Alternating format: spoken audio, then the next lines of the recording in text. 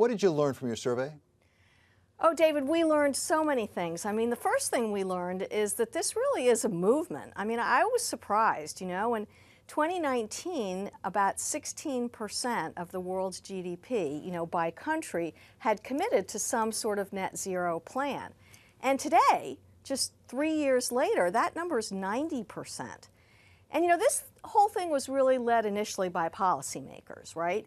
But now what's happened is all these other groups have jumped in, whether it's activist shareholders or, whether it's consumers who want to buy, goods that they think don't have a huge carbon footprint.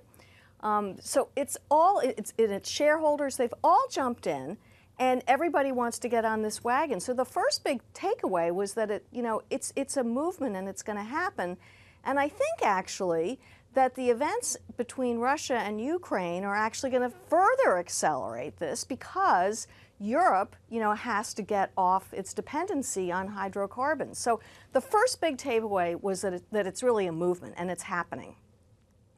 So Candace, they need to get off their dependence. You say Ukraine drives that home powerfully.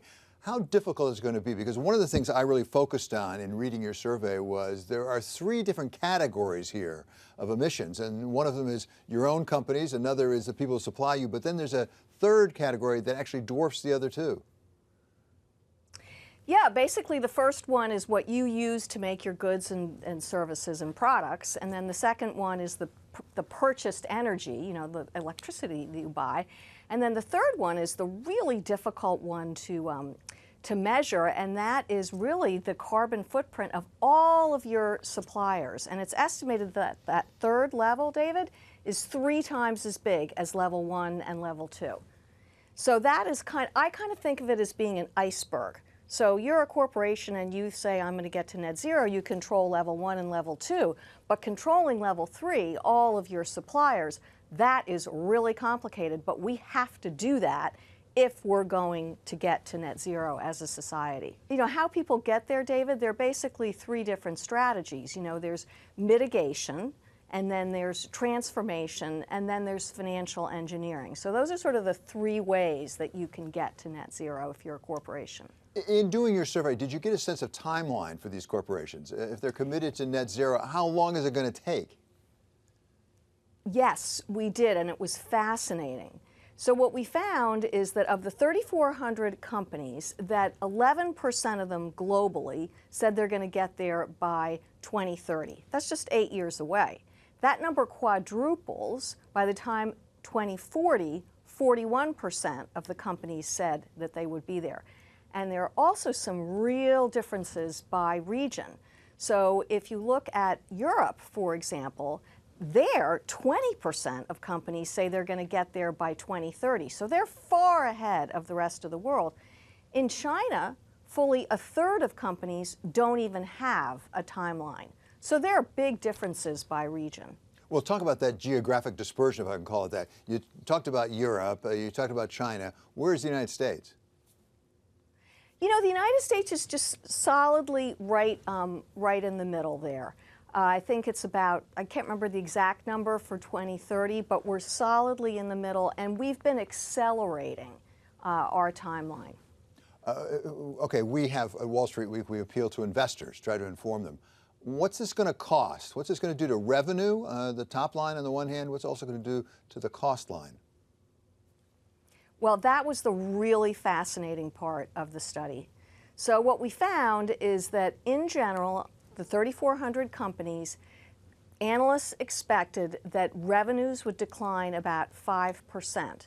Now, that averaged from 0% to as much as 14%, depending on the sector. For example, energy companies, you would imagine, would have one of the biggest hits. So we think that there'll be a revenue hit. Interestingly, we also think that there's going to be a real pickup in research costs. So about 1.2 trillion of R&D will be spent, we think, over the next 5 years. And capital expenditures, we think, will be about 2.4 trillion over the next 5 years. So put it together, you've got lower revenues, you've got higher costs. It means that you're going to have a hit to operating profits, which we think will be down about 5% on average. So that sounds like a pretty grim picture, and in the short term there definitely will be pain, but there are going to be companies that are going to be beneficiaries of this as well. Okay, name a couple. I'm going to name a couple of areas, David, where I think you're going to see real beneficiaries. One is going to be the enablers, right? Like the people who produce renewables, or the industrials that produce products that contribute to better energy efficiency. I think you'll see financials benefit, because they're going to, with this lower revenue and higher costs, you're going to see companies need to raise money. So they would be beneficiaries as well. And then I think you're going to see beneficiaries in terms of the first movers. The first movers who are able to get to net zero. It's going to be helpful to their brand. They're going to lock in lower capital costs. And they're going to, avoid some of the variations in the pricing of hydrocarbons.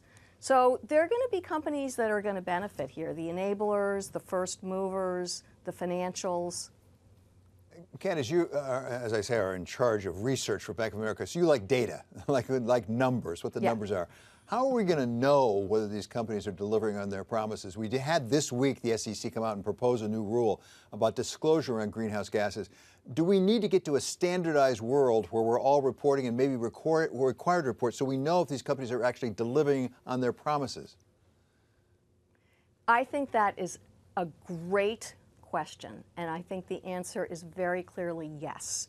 We need to have some sort of standards, just like we have standards, general accounting principles. We agree.